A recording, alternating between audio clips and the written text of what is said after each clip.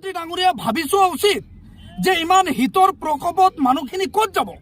মানুহখিনি নাই, খোৱা পানী নাই, খোৱাৰ ব্যৱস্থা মানে মানুহ হয়তো এটলিষ্ট এই মানুহখিনি আপুনি এনেকৈ উচ্ছেদ নকৰিব। অসমৰ মুখ্যমন্ত্ৰী ডাঙৰীয়া আমি ইতিমধ্যে আমি কাৰ্যসূচী গ্ৰহণ কৰিবলৈ আমি ভাবিছোঁ যে চলিত মাহৰ শেষৰ সপ্তাহত সমগ্ৰ অসমত এক ধাৰাবাহিক গণতান্ত্ৰিক আন্দোলনৰ কাৰ্যসূচী আমি হাতত ল'ম আৰু সেই আন্দোলনত অসমৰ সৰ্বস্তৰৰ সংখ্যালঘু ৰাইজৰ স্বতঃস্ফূৰ্ত অংশগ্ৰহণ আমি আপোনালোকৰ মিডিয়াৰ জৰিয়তে আমি বিচাৰিছোঁ।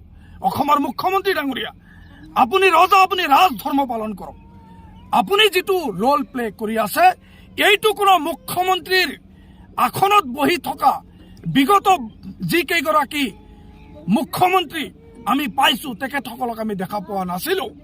আমি বুলডোজাৰ নীতি ক'ৰ পৰা আহিল? আমি এই বুলডোজাৰ নীতি আমি উত্তৰ প্ৰদেশতে টিভি স্ক্ৰীণত দেখা পাইছিলোঁ। এই বুলডোজাৰ নীতিটো অসমত বিজেপি চৰকাৰে প্ৰৱৰ্তন কৰিলে। বুলডোজাৰেৰে আপোনালোকে ঘৰ ভাঙি আছে, এই মানুহখিনি ক'ত যাব? বিজেপিৰ কোনোবা MLA মন্ত্ৰীৰ কোনোবা ফেমিলি মেম্বাৰ্ছ ইভিকশ্যন হোৱা ঠাইত এটা নিশা কটাব পাৰিব নেকি? নোৱাৰে, কাৰণ তেখেতসকলে শীততাপ নিয়ন্ত্ৰণত বহি থাকিছে। আপোনালোকক ভোট দি নিৰ্বাচিত কৰিছে।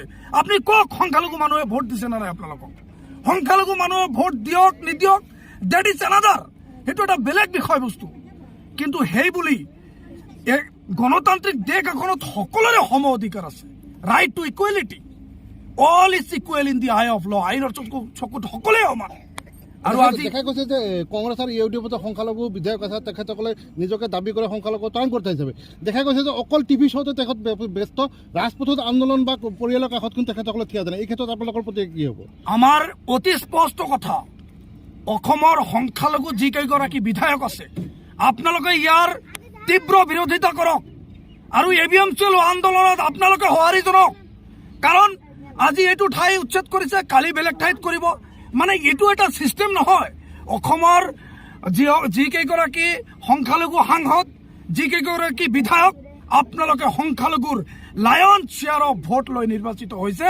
আপোনালোকে সংখ্যালঘুৰ বিপদৰ সময়ত যদি থিয় নিদিয়ে, কংগ্ৰেছেই হওক AIUDF হওক যিকোনো আমাৰ এই দলৰ বিধায়ক কেইগৰাকীক মই আহ্বান জনাইছোঁ, আপোনালোকেও সংখ্যালঘুৰ এই যি দুৰ্দিন, এই দুৰ্দিনৰ কাষত আপোনালোকে থিয় দিয়ক।